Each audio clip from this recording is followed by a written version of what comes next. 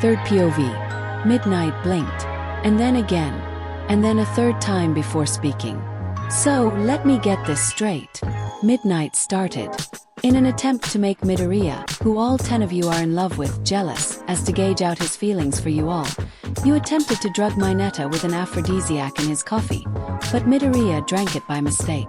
A chorus of "yep, pretty much," and other similar phrases came from the 10 girls in front of her. All of them either rubbing their necks and arms, twiddling their fingers or thumbs, or looking perfectly nonchalant Kafasuyan Maiko. My, if there was anyone in both of your classes to become a harem master, Midoriya would have only been 5th of my guesses. Midnight admitted. Finally, she pinched the bridge between her eyes and sighed. Girls, while I am rather proud about how ruthless and dedicated you are in getting your man, drugging another student to make another jealous didn't come off as excessive and dangerous. Well, when you put it like that, I suppose. Momo tried saving face of her embarrassment for participating in this plan. But we just were scared of knowing the truth and wanted more proof before we confessed to Deku. Uraraka explained. Plus, that purple perv has been nothing but an annoying, sexist, shameless pain in the ass all year. Kyoka crossed her arms, opting to look away from Kayama's judgmental gaze. We figured that this would also be a big way to get back at him. Yeah, making the shameless perv of your class have even less inhibitions and perv on you more sounds like a great plan. Midnight's sarcastic tone made the girls flinch.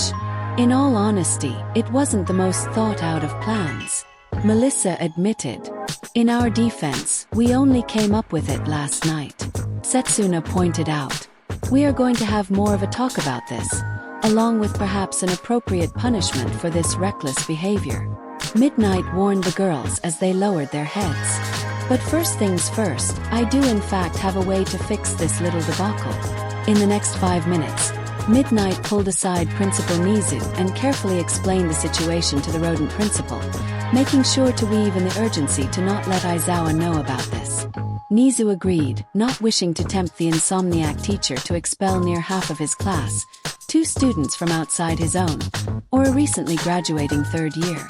Nizu and Midnight did agree that the girls will be punished, discreetly, for the endangerment of 2 of their classmates.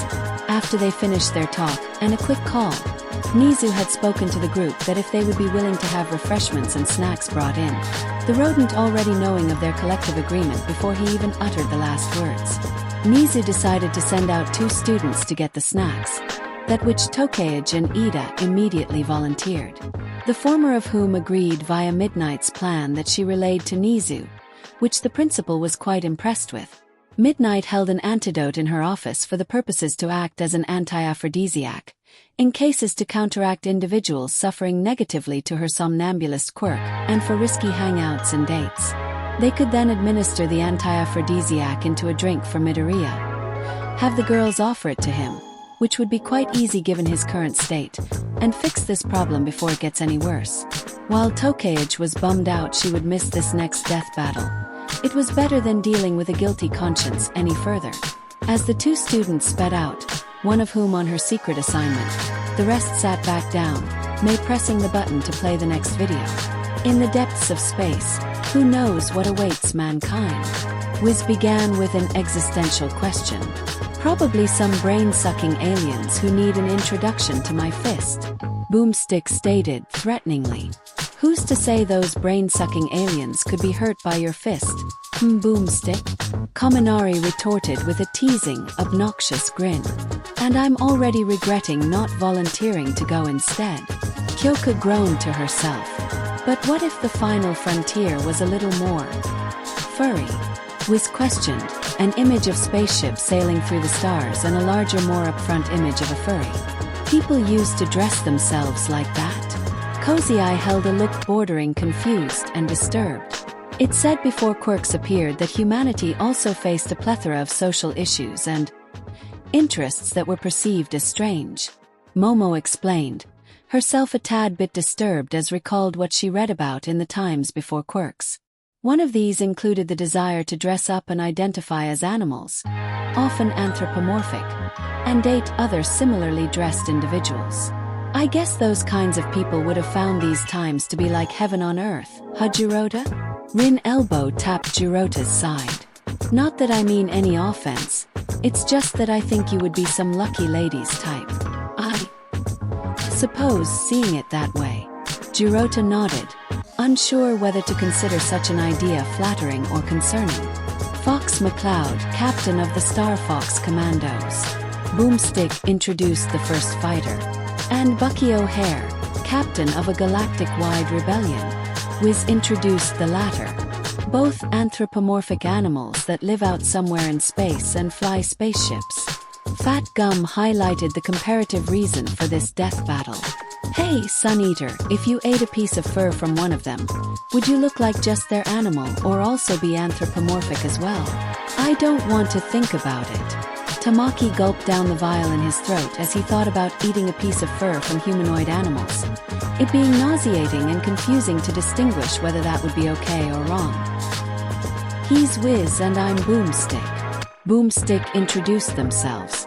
And it's our job to analyze their weapons, armor and skills, to find out who would win a death battle. Wiz finished the intro. The first fighter was an anthropomorphic fox, much to the audience's lack of surprise. The fox humanoid had light orange-brown fur with white streaks for eyebrows, along his head, in between his fox ears, styled almost like a mohawk, and his snout.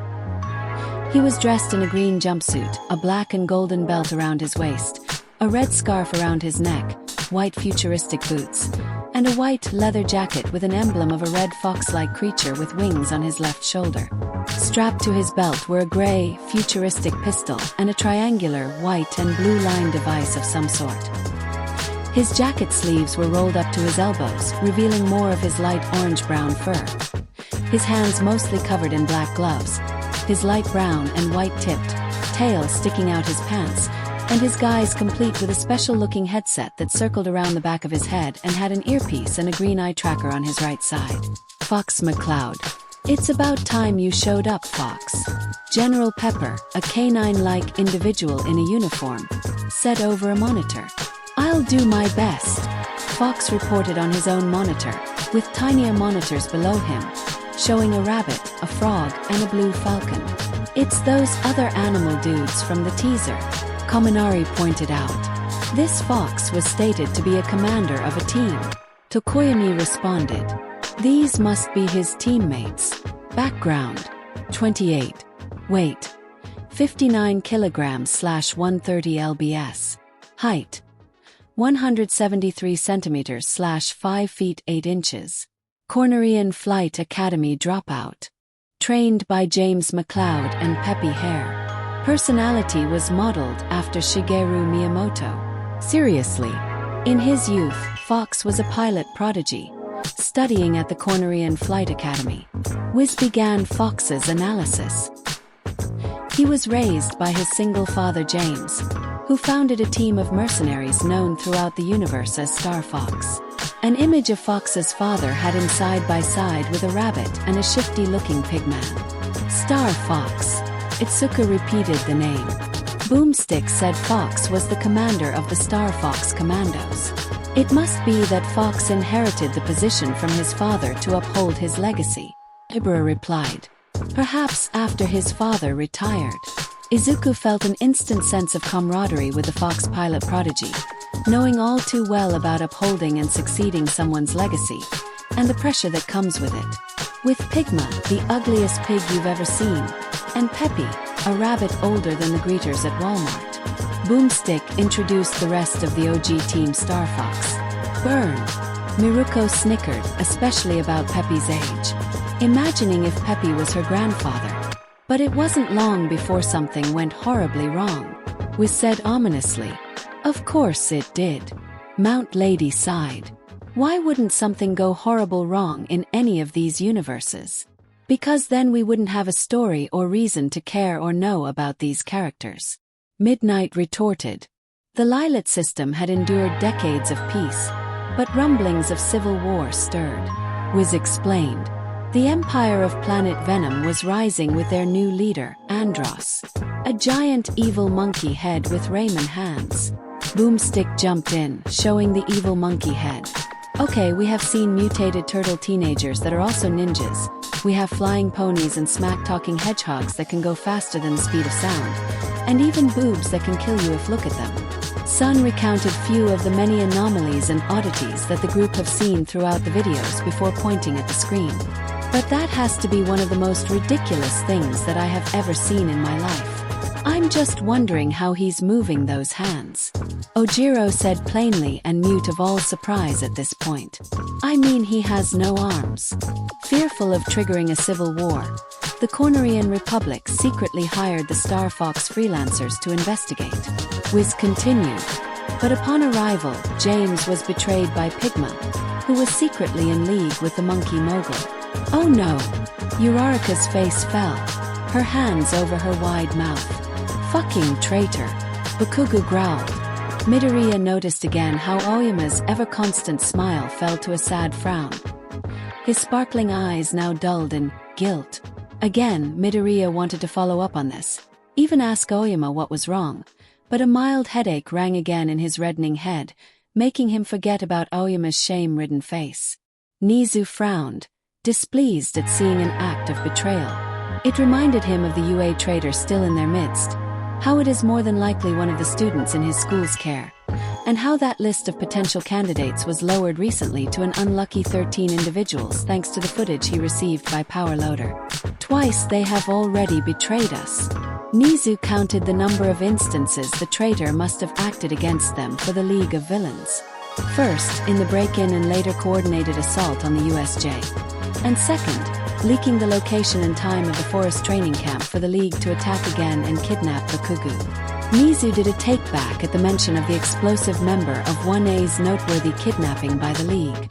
On second thought, make that list 12 possible traitor candidates. Nizu almost wanted to smack himself for forgetting that Katsuki Bakugu was once a clear target of the League of Villain by his kidnapping and actively fought against them even before the heroes attacked their base. Nizu remembered Edshot's report of hearing Bakugu using his explosion quirk on the villains and making out some of his words against them before he ever made his presence known. Which is why pigs are for eating and nothing else. Boomstick grumbled. An image of Pigma's head on a cooked pig platter. What? Fox exclaimed in shock. I feel like this might be offensive to someone with a pig quirk or something. UQ muttered. Everything is offensive to everyone these days. Miruko replied, tossing her hair back. Best to just ignore those butthurt pansies who either are entitled, spoiled narcissists or likely haven't touched grass in years. Outraged at the Cornerian government for refusing to respond, Fox McCloud abandoned the academy. Wiz continued with the story.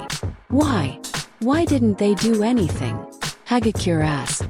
Oftentimes, the political machinations and thoughts of governments can make simple and easy decisions more difficult than need be. Shot stated. Under Pepe's wing, he formed a new Star Fox team, alongside fellow dropouts Falco Lombardi and Slippy Toad. Wiz revealed the new Star Fox team. So, a Fox pilot prodigy, 2 academic dropouts, one a Blue Falcon and the other a Toad, and an old rabbit veteran. Momo listed Team Star Fox's members. Quite an assortment of individuals. Yamamoto, just call it a team or squad. Mina replied. No need for the fancy talk. The result was a squad like nothing seen before. Wiz stated. Emergency. Emergency. Incoming enemy fighters. Prepare for launch. An announcer said over a PA system as Fox and his crew began to launch out on their ships. Ring. TNB H1 lasers. Upgrades Twin Hyper. Smart bombs. Carry capacity 9. G-diffusion shielding. G-diffuser NTD. FX1 plasma engine. A single line of text. Moss atmospheric speed. Mach 4.2. Fox pilots an O-ring, a nimble starfighter with a lot of power. Boomstick analyzed the O-ring as it flew and fired in combat. It has twin plasma lasers and can carry up to 9 smart bombs, each of which can take out an entire squadron in just one shot. It also creates a reflector shield when Fox does a well. You know, do a barrel roll, Peppy Hare said the meme, driven by an unknown urge. Kaminari snatched the notebook from Deku's hands and quickly wrote down the phrase before giving the book back, in speeds that would give even Ida pause if he were here to see it. Luckily for Deku, the info about the R-rings was safely written down by the frantic writing of both May and Melissa, the latter of whom more interested in the speed and defensive shielding capabilities and the former in the weaponry. Power Loader shuddered, his mind conjuring a horrifying image of May working on one of these smart bombs, it going off by accident, and UA as a result destroyed to pieces. And that's before wondering what would happen if the Kyber crystals were likewise destroyed, that conjuring an image of half of Muzutafu blown to bits. His soul seemed to seep out of his mouth and tried to escape. Actually, a barrel roll is when the plane spins in a helix path, as if wrapping around the outside of a barrel. Wiz clarified. Fox's trademark maneuver, in which he spins the fighter in place, is technically called an aileron roll. Okoyami pales. His mind went back to his time in Hawk's agency. He remembered how he likewise made the mistake of calling Hawk's aileron rolls a barrel roll, and how he continued to mess it up in his agency with his sidekicks. Tokoyami now painfully realizes why Hawks and his sidekicks had puffed up, grinning faces. They wanted to keep their laughter to themselves and pulled a prank of him by letting him continue to call it like that. I will have words with you then next time we meet, Hawks. Tokoyami vowed vengeance. And somewhere in Japan a crimson-winged hero was laughing like a maniac, to the confusion of his duplicating friend. Can't let you do that, wizard. Boomstick mimicked a voice, while the figure of a purple wolf snuck into frame from the corner. Do what? Wiz questioned. Ruin the joke. Boomstick stated bluntly. What was with the purple wolf guy on the side? Hananuki asked. Boomstick made an impression as he appeared, so he might have been copying something that wolf guy says in his universe. Choji answered. Regardless, the R-rings are equipped with 4 advanced G diffusers, which reduce gravitational forces on pilots in flight. Wiz continued. Even so, the ultra-fast R-rings exert enormous pressure. Exposure to intense G-forces causes blood to drop from a pilot's brain to his feet. David nodded in confirmation of the information, remembering how he worked on and helped improve the fighter jets of Star and Stripes crew on how much G's they can pull and minimize pressure. Melissa was meanwhile writing this info like a madwoman, this perhaps being an essential tool to use for one of her projects to be a quirkless hero, this one in particular already having a sketched-out blueprint of a suit of armor in a feminine human shape. To prevent this, and thus fly the R-rings to the best of their ability, the Star Fox team actually amputated their legs, replacing them with cybernetics. Wiz revealed Fox's unclothed foot revealed to, in fact, be a robotic foot. Holy shit! That's some hardcore dedication, Boomstick exclaimed. Melissa paled and decided, despite her intense fervor and passion, to not make a note of amputating her legs. And an even bigger note to not let May get any ideas to do the same to her, herself or others. Plus, those robotic legs must make a kick from the guy super painful. Nina added, arsenal and abilities, blaster, heavily modified, interchangeable modes, rapid fire, charge shot, full chair destroys armored turrets, reflector barrier, repels projectiles even R-ring lasers. Useless against physical attacks. Booster Pack. Fox Illusion. Firefox. When Fox isn't engaged in an aerial dogger fox fight, he relies on his trusty blaster pistol, which he always carries. Boomstick continued on to his weapons and skills. This little beauty has been heavily modified over the years and can charge up a super powerful shot.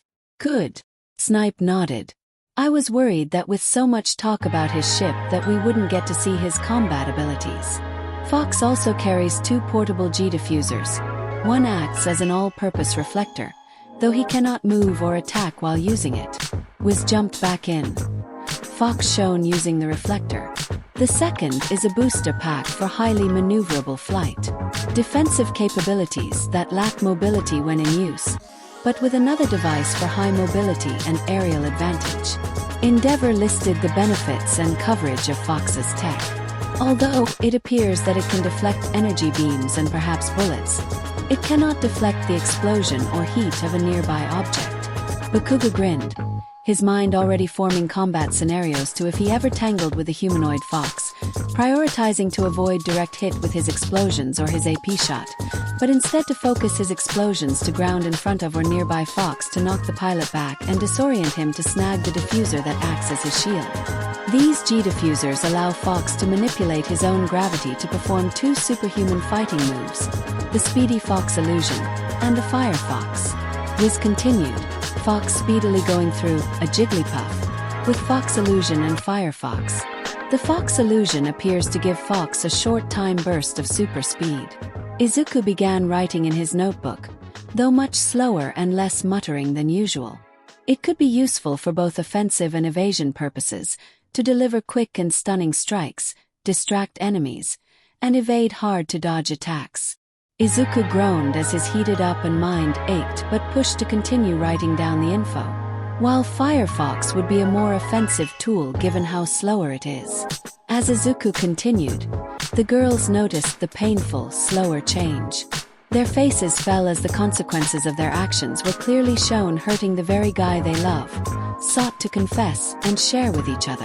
The guilt only compounded when they realized the same fate would have happened to Mineta, their plan negatively impacting someone this much whether it worked or not. They can only hope that Tokage came back quickly with Miss Midnight's antidote before it could grow worse. Strengths and feats. Jack of all trades, lacking in none. Cool and collected.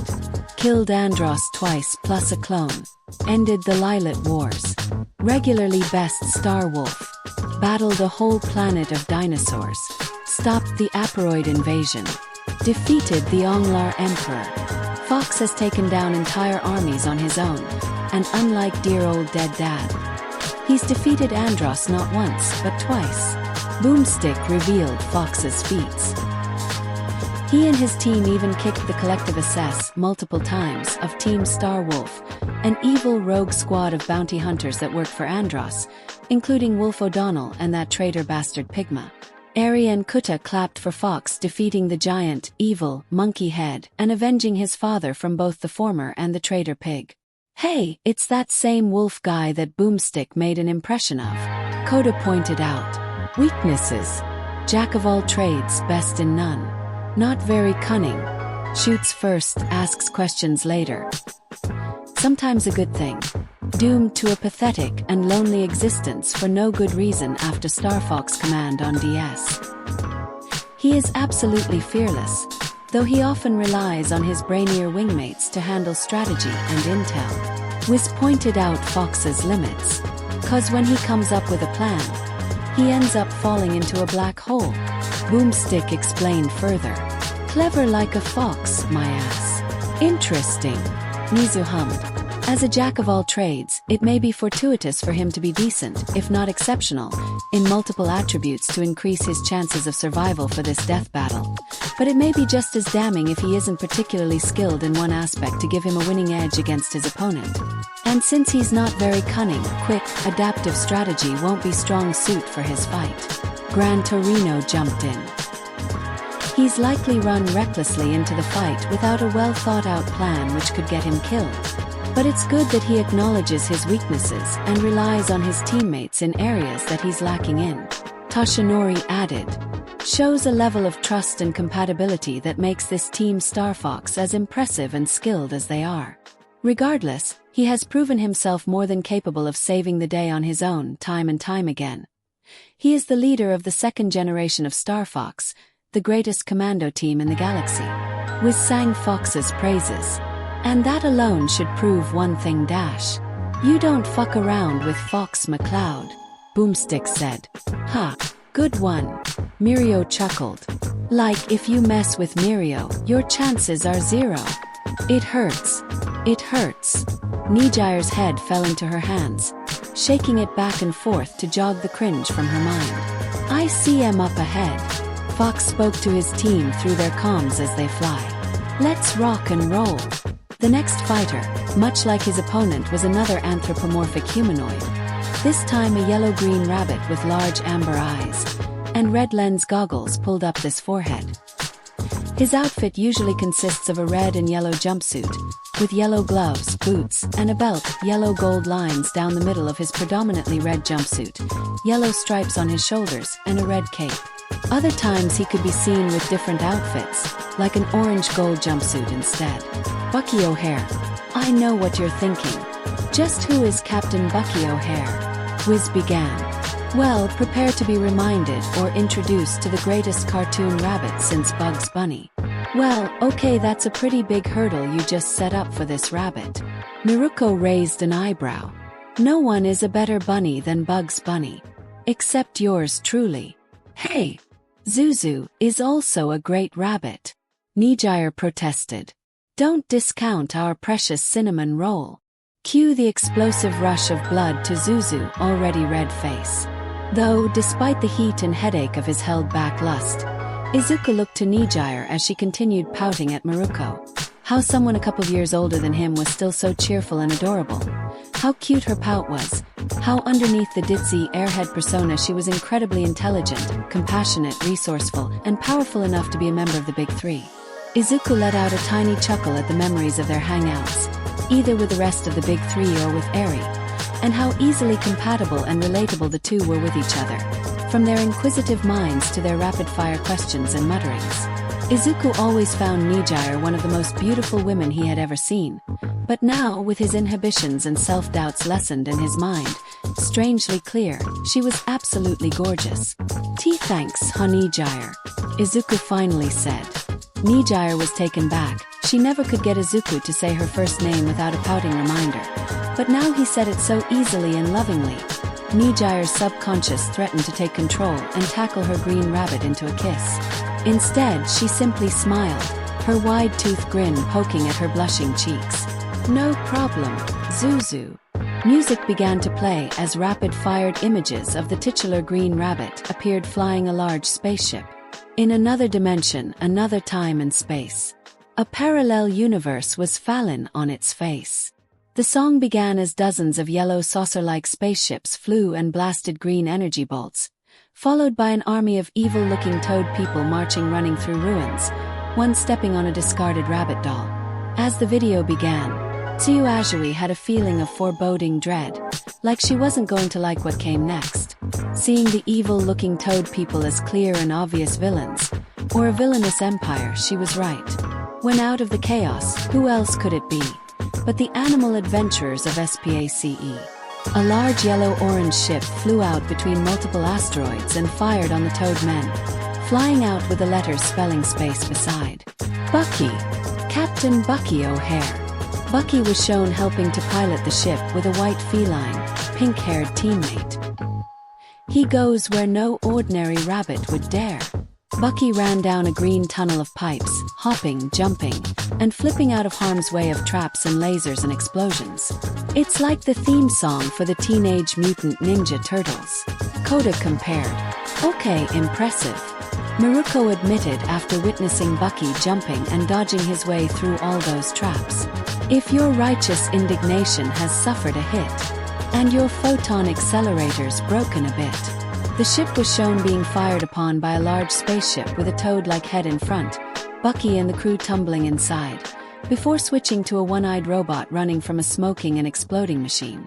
And you're losing your mind, and you're having a fit. Get the funky fresh rabbit who can take care of it.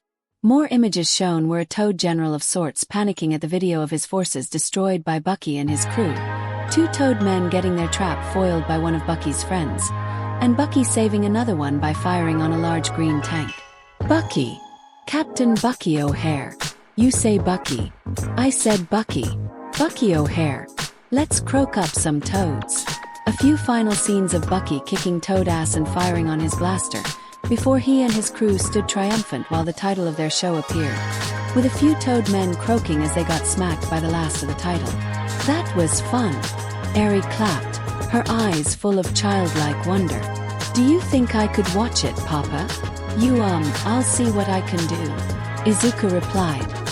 His confusion on how to even make this show from another universe be available to watch making the response more question. Before Eri could reply, the video paused, and the device sounded strangely. A message came up on the paused video that read, Package delivery incoming. Accept package. The group quickly deduced that this was the intervention of the same individual that gave them the lightsaber crystals and was communicating through the device. This mysterious Zayden. After Izuku received a nod of approval by Nizu and passing it on to Mei, the OK button was pressed. Immediately, a hole opened up in the device and the camera lens came out and glowed blue again. A rectangular package was formed in the blue light and floated onto Eri's lap. Eri took hold of the package and immediately squealed as she registered it. "It's Mr. Bucky O'Hare," Eri exclaimed. "Look, Papa, it's Captain Bucky." True to her word, in Eri's hands was a plastic container with a DVD inside. The front and description in the back confirming that it was a DVD of Captain Bucky O'Hare and the Toad Menace, quickly presumed to be a DVD containing all of the show inside. "Thank you, Mr. Boxen, Papa. What is the name of the guy who is helping us?" Eri turned to Midoriya for answers. Zayden," Izuku answered. "Thank you, Mr. Zayden." Eri thanked again. Message received. The device read out a new message. "Anything for one of the cutest and precious children in the multiverse." "Agreed," Luke said, petting Eri's head. Eri blushed at the string of compliments, a part of herself still trying to deny them, but she trusted her papa and hugged him. See, can I watch that with you, Eri-chan?" Kuta asked, his cheeks red and nervous. "Sure," Eri replied almost instantly. As Papa and Uncle Mirio said, "It's always more fun to share experiences with someone else." Eri smiled despite her mispronunciation. "Thanks." Kuta smiled back, excited and relieved. "Bucky, Captain Bucky O'Hare," Boomstick sang and laughed. "Oh, the 80s. Background. Mid-20s. Weight. Approximately 45 kilograms / 100 lbs. Height. 150 centimeters / 4 foot 11 inch. Genus Academy graduate. Trained by Dameron Jabak. Comic book concept originally created in 1978. Graduate of the esteemed Genus Academy and trained in combat by the mysterious warrior Dameron Jabak, Bucky O'Hare and his motley crew defend the Universe. Yes, the Universe, was said, repeating the name of Bucky's universe. Universe. Koda raised a confused and interested eyebrow. Probably just combining animal and universe. For a universe of anthropomorphic animals. Jiro replied. "Actually, Koda, since your quirk can control animals, could you be able to control anthropomorphic animals?" "I don't know," Koda replied, unsure himself. "I mean, my quirk doesn't work on other metamorphic people with animal features, so I don't know if that would apply here or be different since they are more animal than human. From the evil Toad Empire, who are basically amphibian Nazis. If Hitler was Skynet," was continued, showing the amphibian bad guys and their AI leader. "I bet you wanna watch the show now, huh?" Boomstick asked teasingly. "No," Shui croaked, mad that the bad guys are frogs that are Nazis. Mina teased. "They are toads, and yes," Shui replied. "Do I have your undivided attention now?" The AI leader, Complex, questioned his fallen over general. Bucky captains the best-named spaceship of all time, the Righteous Indignation. Boomstick introduced the ship. "Okay, yeah, that is a badass name," Kaminari agreed. "Which is now the new name for my penis," Boomstick added. "And he ruined it." Kyoka face-palmed. "Righteous Indignation. First space frigate of Fesi. 1 master cannon. Standard sublight speed drive. Aldebaran sensors and scanners. Houses 1 Toad Croaker speeder. Heavily modified Betelgeuse banana runner. Ahem, this tough frigate needs a full crew to operate, but its pivoting maser cannon packs a deadly punch." Wiz ignored Boomstick and spoke. "That sounds like it will be a disadvantage for Bucky against Fox," Jirota said. "While the Righteous Indignation appears the one with stronger artillery, its need of a full crew, which would not qualify for a death battle, will make Bucky piloting it alone extremely difficult. And while Fox will also not have his team with him to help, Fox's ship can be piloted on his own and has the greater speed and defensive options with that deflector," Momo pointed out. Enough about my genitals, Wiz, let's get back to the rabbit. Boomstick interrupted again. Oh please. May rolled her eyes. If anyone's package needs a full crew to operate its musk dash. May was swiftly interrupted by Melissa's hand over her mouth. What was she saying? Mineta perked his head up like meerkat. She was just complaining about Boomstick's perverted comments. Melissa stuttered out. Ehehe. Mineta's eyes narrowed, clearly suspicious, but sat back down with a final, I've got my eye on you gesture. Arsenal and abilities. Laser pistol. Automatic. Self-cleaning. Can fire a constant stream. Grenades. Carries 2. Thrown detonation. Small, concentrated blast. Manual detonation. Large, uncontrolled blast.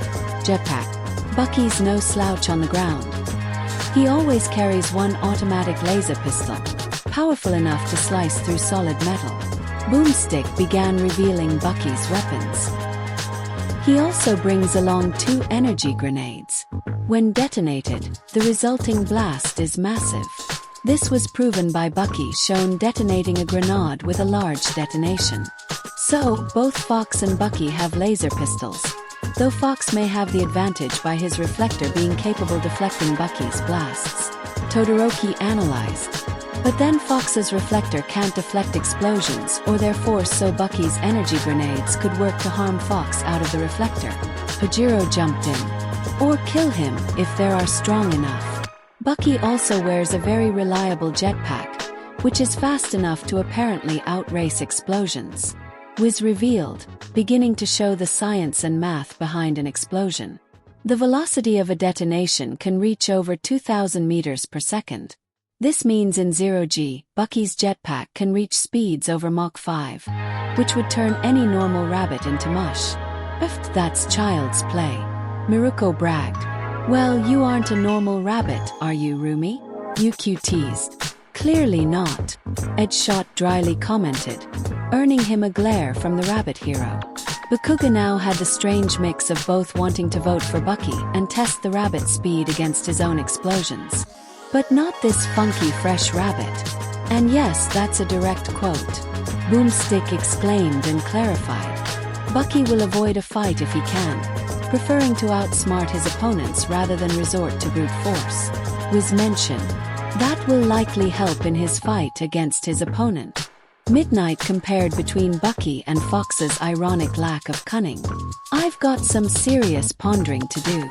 Bucky O'Hare spoke with his surprisingly deep and cool voice. Whoa, Mina blinked. I didn't expect that green rabbit to sound so cool. Miruko grinned at Bucky's clear confidence, liking this fellow rabbit more and more. Strength and feats. Legendary acrobatic ability. Smart and cunning. Expert marksman. Can leap over 30m/100 feet. Ended the Toad Wars. Defeated Complex twice. Led galaxy-wide resistance. However, he's a skilled martial artist, an expert marksman, and his acrobatic ability is legendary. Boomstick moved on to his strengths. Wouldn't expect nothing less. Miruko smirked. He can leap well over 100 feet in the air with a single hop. Boomstick continued. And that's actually quite impressive.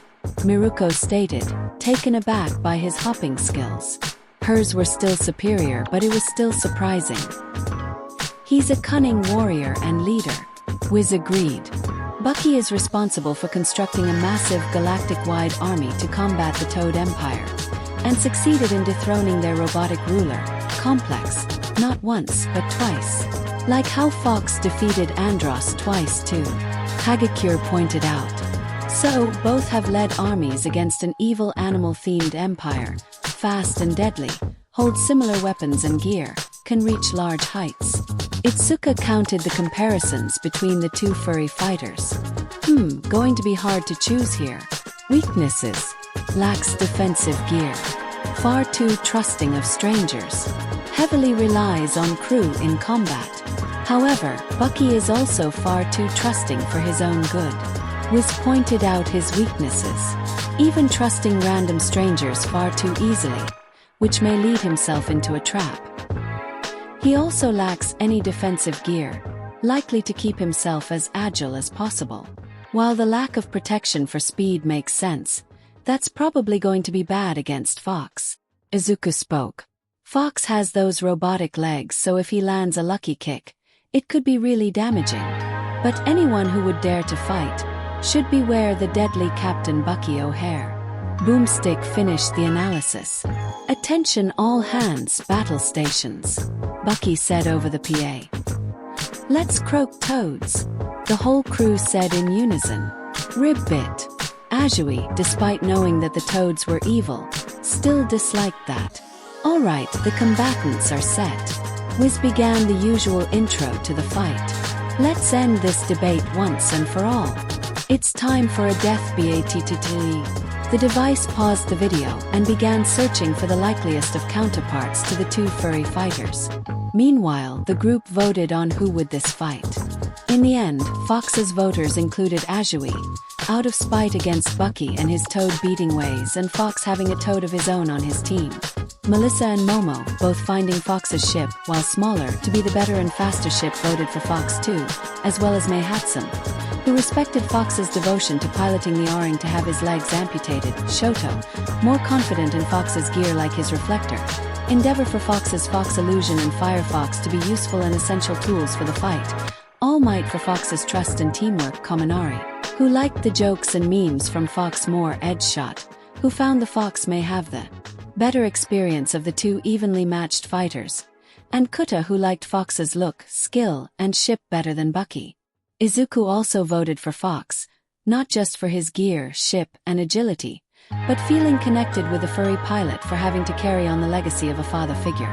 As for Bucky's most notable of voters, they included Maruko, part due to Bucky as a fellow rabbit and part because of his great acrobatic and leaping skills, Bakugu, who liked Bucky's large and strong ship and Bucky's powerful grenades, Itsuka and Ojiro, for Bucky's expert martial arts, Aizawa and Nizu for Bucky's willingness to use his wits than brawn, Gran Torino, for Bucky's speed, hopping skills and jetpack, Kamakiri, who liked the righteous indignation better, Mina, who liked Bucky's natural agility than Fox's artificial one, Nijire, who thought Bucky had the greater aerial speed and superiority, and Eri, both for the fact she had the DVD for his show and because she thought he was cool, strong and smart like her papa.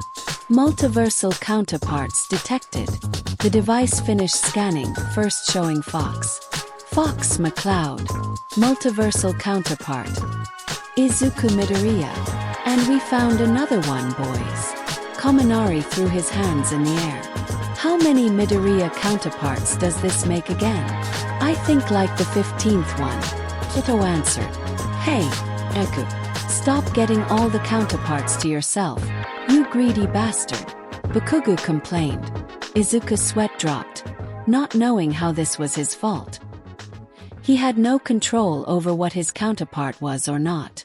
Still, Midoriya felt honored to be Fox's counterpart, wondering if that similar legacy-upholding trait helped to compare the two. Captain Bucky O'Hare. Multiversal counterpart. Izuku Midoriya. Oh no. The Izuku counterpart streak. It's happening again. Mineta jokingly panicked, much to laughter and Izuku's embarrassment. Though, in the end, Izuku just felt proud to be connected to so many important and powerful individuals throughout the multiverse, wondering if this speaks truth to what the device said when he was a Nexus Point. Hey, do you remember what this reminds me of? Toru gained the group's attention when Midoriya was also Daisy, that green rabbit that was Bakuga's counterpart's pet. Oh my god, you're right. Uraraka gasped, smacking her forehead. Stupid. How did I not remember that? Bakugu suddenly felt both justified and regretful for his decision.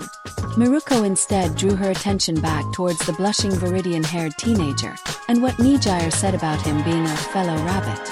She recalled all of his counterparts and the great skill and power they all shared, along with the boy's own impressive strength, acrobatic speed, and versatility. She remembered then how the kid with the taped shooting arms, Zero was it, and how he said that Midoriya's first hero suit resembled a rabbit after Midoriya was revealed to be Daisy the rabbit's counterpart. A rabbit, strong and fast, loyal and confident, with a little work and full of potential. A shiver ran through her body as her mating instincts, courtesy of her own quirk, flared up, her ears perked and her feet thumping excitedly. Have I finally found a good enough guy to be my buck? She thought to herself. A slight glint of hope felt that her long and tiring search for a mate might be reaching its end. Additional multiversal counterparts detected. The device continued. Falco Lombardi. Multiversal counterpart. Katsuki Bakugu. Hey, look at that. Bakugu is that bird dude that is part of Midoriya's crew. Mineta teased.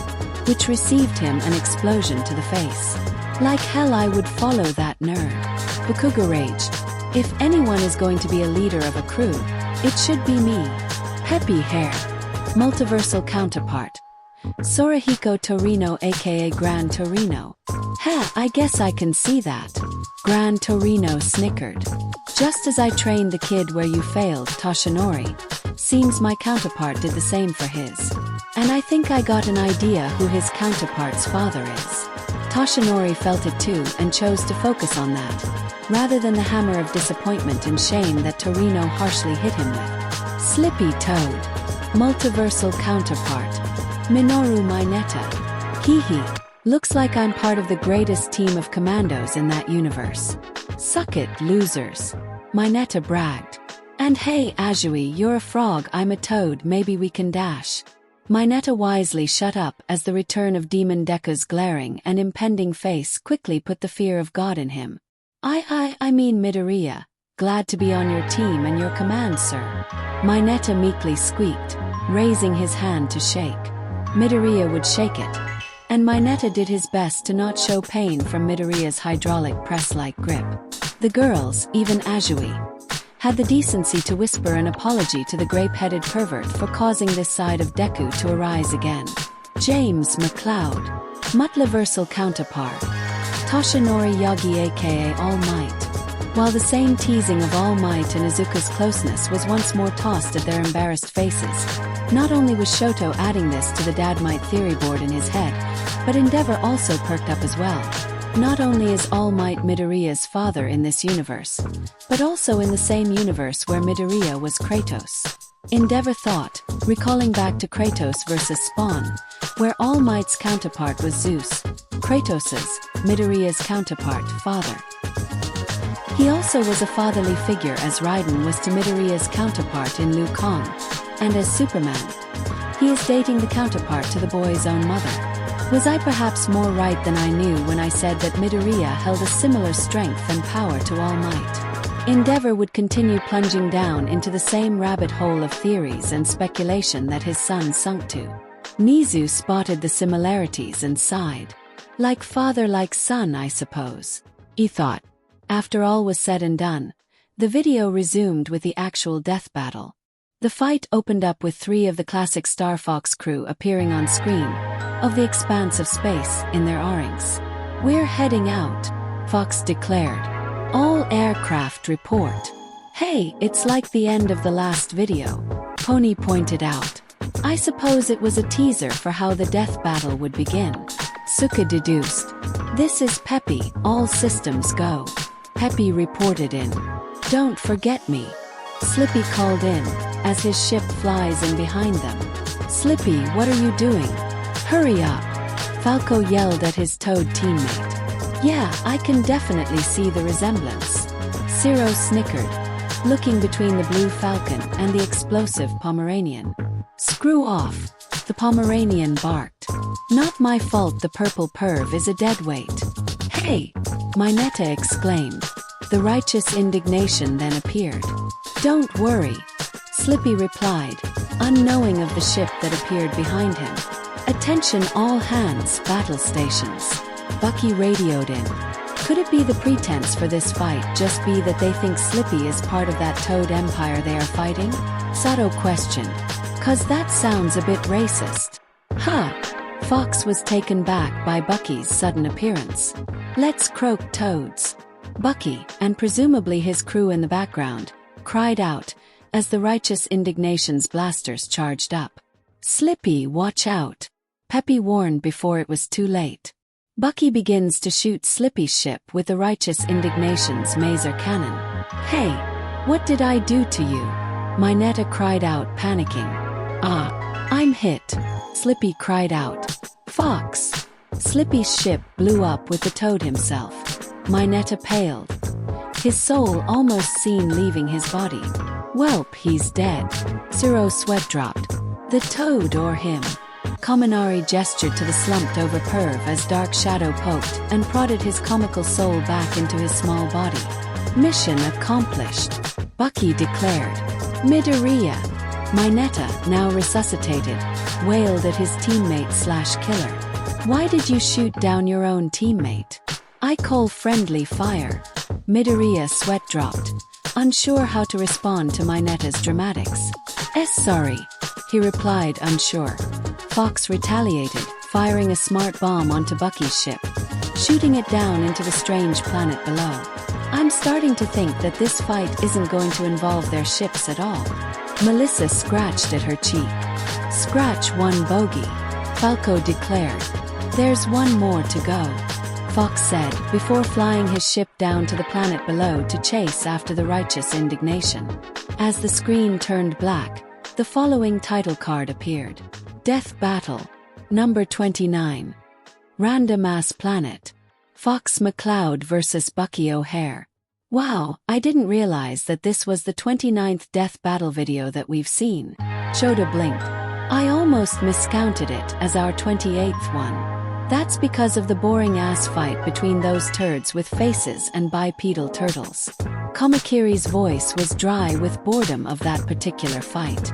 The screen gained color on the planet's surface, the righteous indignation's wreckage burning and buried under some rubble. As Fox's R-ing landed, Bucky jumped out of the wreckage of his ship. Fox then jumped out of his R-ing to meet the Green Rabbit. Come on, Fox taunted. Why are you getting out of your ship, stupid Deku? Bakuga yelled, perplexed and angered. Get back in there and blast your other stupid self to pieces. It appears that Fox holds a level of honor and fairy play. Hokoyami explained. He would rather fight on equal terms than with an unfair advantage. Fight. Fox rushed towards Bucky, who tried to jump away from his opponent, but Fox used his Fox illusion to dash faster, stunning Bucky with a swift strike. Behind the Green Rabbit, Fox proceeds to perform a roundhouse kick to the back of Bucky's head, followed by repeated kicks. True to the analysis, Bucky attempted to back away to strategize his plan of attack, but Fox's speed and Fox illusion allowed for him to close the distance quickly. Shot analyzed. This is an instant where overcaution and weariness can be just as harmful as rushing in recklessly. Midoriya made a note of that, finding himself on such criticism where he would stand still and take too much time to plan and power up instead of doing something to his detriment. On the last kick, Fox missed as Bucky sidestepped behind him. Fox noticed too late before Bucky struck him with a powerful right hook and flip kick that knocked him to the ground. Bucky proceeded to flip kick his downed foe back up, quickly rushing to where Fox was backing up to, and then punching him again, sending Fox tumbling onto the wreckage of the righteous indignation. That's the way to do it, Miruko exclaimed, pleased. Don't give your enemy a moment's rest and keep pummeling them until they can't get back up. Bakugo agreed with this statement. Bucky stalked towards the dust cloud that was formed upon Fox's landing, carefully. Bucky decided to fire his laser pistol. However, just as the dust cloud settled, Fox used his reflector, sending the bolt of energy back to Bucky, who barely dodges it and hid behind the boulder behind him. Fox decided to fire his blaster pistol multiple times, Bucky hiding behind the unaffected boulder. Guess Fox's blaster isn't really all that strong if compared to Bucky's, Power Loader commented. Then why is he still firing? Hagakure asked. Fox is pinning Bucky down to keep Bucky on the defensive, Snipe replied. Either to stall out the fight for Fox to think of something else, keep Bucky from attacking as he moves in, or get a lucky chance to hit him if he pokes out. Fox stopped firing, cocked his gun, and began supercharging his next shot. Bucky poked his head out to see this, and as Fox launched it, the Green Rabbit captain hopped out of there, supercharged blast turning the boulder to rubble. Fox sees Bucky up in the air and tries to use fire on him, only for Bucky to evade and land on Fox, crushing him to the ground. And again, Fox tried to charge his Firefox but was crushed a third time. Finally, Fox ascended upwards with Firefox striking Bucky. Now Fox was in the air and Bucky on the ground. It appears that Bucky might be faster in the air compared to Fox on the ground. 13 deduced. And that speed allowed for him to strike those heavy attacks quickly. Airborne, Fox charged up another super shot and fired. But Bucky was too fast and evaded the blast, landing on the wreckage of his ship. Fox charged a super shot again and Bucky evaded it again, now airborne himself as the wreckage of his ship blew up further. Both furry leaders start shooting at each other and evading in the air, ascending upwards as they continued their skyward shootout. Bucky then fired a grenade at Fox, but leader of Team Star Fox used his reflector shield and sent the grenade back to Bucky, blasting him backwards. "What the hell?" Kamakiri exclaimed. "I thought his shield didn't block explosions. Only the explosive force of the grenade, not the grenade itself." Bakugo responded. "If they were on the ground and it exploded next to him, it would have worked." Fox flew towards the captain, delivering a barrage of hurricane kicks at Bucky, followed by another series of kicks and strikes. After Fox used the Fox illusion to strike at him, Fox tried it again, only for Bucky to evade in time and latch and hangs onto Fox. "He caught him," Kuda exclaimed. Bucky must have picked up predicted Fox's more predictable movements and took advantage of that. Izuku explained. Fox tried to shake Bucky off of him by speeding multiple times. Having enough, Fox halted in the air and activated his reflector, shocking and forcing Bucky off. "Oh, so Fox's reflector also serves as a deterrent to physical attacks too," UQ muttered. Bucky recovered and shot Fox's booster pack, sending the furry pilot back to the ground. "He's destroyed his jetpack," Pony exclaimed. "Now Fox is flightless," Kokoyami pointed out, giving Bucky the aerial advantage. Bucky fried a barrage of blaster fire onto Fox, who shielded himself under his reflector. "Quit spamming that stupid reflector," Bakuga yelled, annoyed. "Hey, if it's not broke," Zero defended Fox. As Bucky continued his barrage, he threw down a grenade close to where Fox is standing. "Ah, clever," Mizu commented. Since he knows throwing the grenade at Fox would only bounce back, he threw it nearby him instead. "But that is his last grenade, so it better be worth it," Aizawa pointed out. Noticing the grenade, Fox threw the reflector away and dodged in time with Fox illusion maneuver. However, the explosive force of the grenade sent Fox tumbling, noticeably without his legs. "Where did his legs go?" Nijire questioned, alarmed. Fox may have escaped most of the yield of that grenade, but the combined use of Fox illusion and the explosive force must have made him lose his legs. Mirio analyzed. "Come on, kid." Miruko actually rooted for the green rabbit. "Don't waste this chance." Fox got up and noticed his legs far away from him. Not giving up though, Fox managed to get another jetpack up and running, and flew off towards the surprised Bucky, crashing him with a rough tackle that made them both lose their jetpacks. Crashing to the ground with him on top, Fox began to choke Bucky, the green rabbit's eyes wide and gasping for breath. I can't look," Hagakure cried out, covering her eyes. Mirio agreed with her and covered Eri and Kuta's eyes despite their protest. Izuku rubbed his neck, finding it both weird to see himself choking another him and the phantom feelings of Shigaraki's hands on his throat back at the mall flaring up. Having enough, Fox brought out his gun, held it point blank at Bucky's head, charged it up and fired.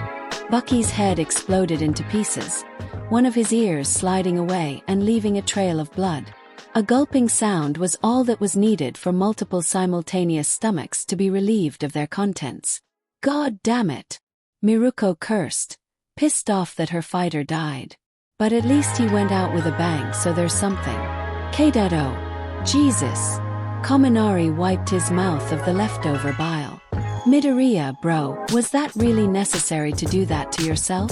Points for efficiency, I suppose. Kamakiri shrugged, subtly trying to wipe his own mouth too.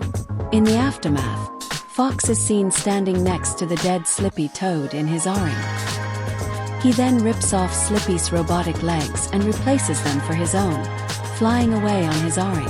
Midoriya, Mineta wailed again. Did you just grave rob me? Sorry. Midoriya offered his apologies. Calamity and woe. Blinky exclaimed in horror. Calamity and woe indeed. Wiz sighed, slightly dejected. Bucky's long-awaited spotlight didn't last long.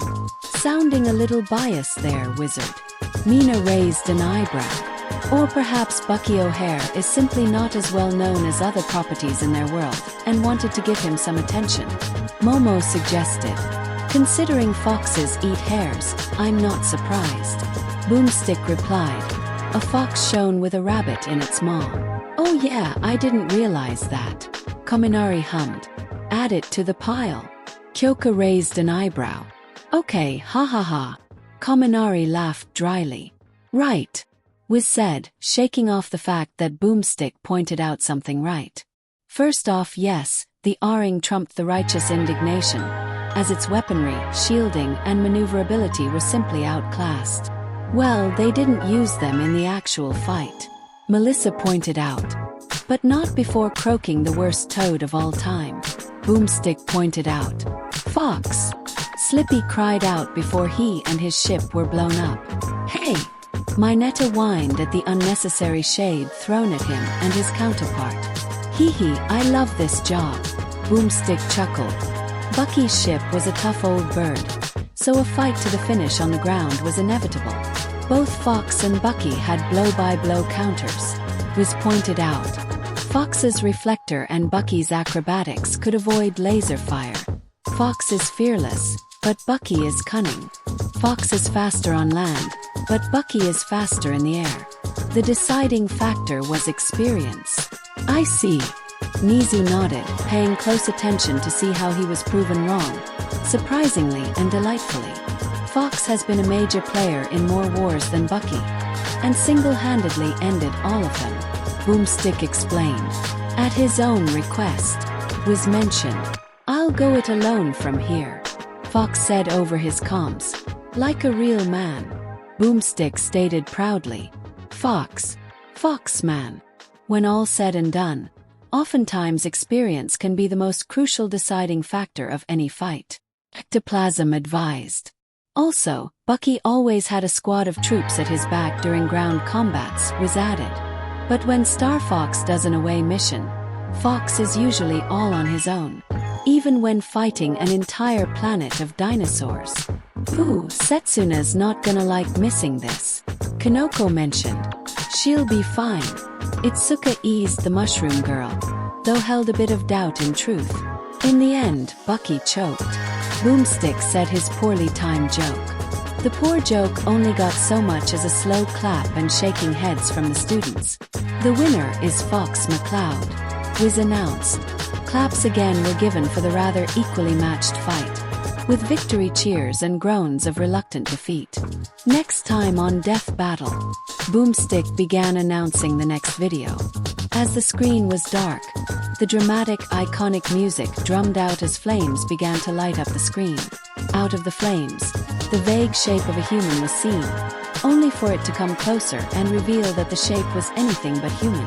The flames gave way for the creature to appear to be a large and menacing robot with skeletal-like design, a disturbing skull-like grin, and burning red eyes that glowed. The robot's appearance was disturbing to some and even terrifying to others. Eri and Kuta were spooked enough to hide behind Izuku and Mirio. The music continued as it transitioned to a door being kicked down to reveal another humanoid-shaped creature, though it was in fact a human, or rather what looked like a human figure and lower head on a suit of metal. The two foes would end glaring at each other as the title of the next fight was shown. Terminator vs. RoboCop. Sweet. Robo Battle. Kaminari exclaimed, eyes sparkling wide. Suddenly, they lost their excitement as he turned his right. Kyoka noticed his staring and rolled her eyes. Relax, I'm not going to knock you out again. Kyoka replied. I mean, it's not like you aren't going to be obnoxious and annoying next video, are you? Kaminari registered the threat in her tone and nodded carefully. his pressed-together fingers moving along his mouth, and tossed away the key. The group then heard a noise to their left and looked towards the direction. The eyes of the girls lit up. Finally, they all thought, hopeful and relieved. The snacks, food, and beverages have been delivered as requested, Ida declared, pushing a cart of goodies with one hand and waving his arm up and down on the other. Hey guys! Setsuna arrived, grinning pleased. What did we miss?